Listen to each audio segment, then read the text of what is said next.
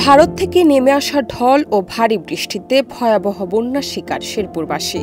টানা বর্ষণ ও পাহাড়ি ঢল অব্যাহত থাকায় মহারশী, সোমেশ্বরী, চেল্লাখালী, ভোগাই ও মৃগী নদীর পানি বিপদসীমার উপর দিয়ে প্রবাহিত হচ্ছে। এতে শেরপুরের সার্বিক বন্যা পরিস্থিতির ব্যাপক অবনতি হয়েছে। নতুন করে প্লাবিত হয়েছে ৩ উপজেলার শতাধিক গ্রাম, আর পানিবন্দী হয়ে পড়েছে অর্ধলক্ষ মানুষ।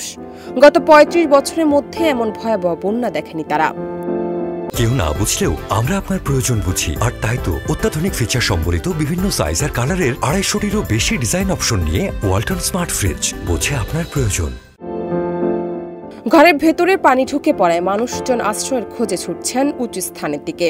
বন্যা পরিস্থিতির অবনতি হওয়ায় ঝিনাইগাতী ও নালিতাবাড়ী উপজেলার সকল শিক্ষা প্রতিষ্ঠানকে আশ্রয় কেন্দ্র ঘোষণা করেছে প্রশাসন। তবে অধিকাংশ প্রতিষ্ঠানে পানি রয়েছে। ৫ অক্টোবর নতুন করে শেরপুর সদর এবং নকলা উপজেলার আরও ৬টি ইউনিয়ন পানিতে প্লাবিত হয়েছে। কৃষি অফিসের তথ্য মতে জেলার অন্তত ২০,০০০ হেক্টর আমন আবাদ এবং ১,০০০ হেক্টর সবজির আবাদ ক্ষতিগ্রস্ত হয়েছে।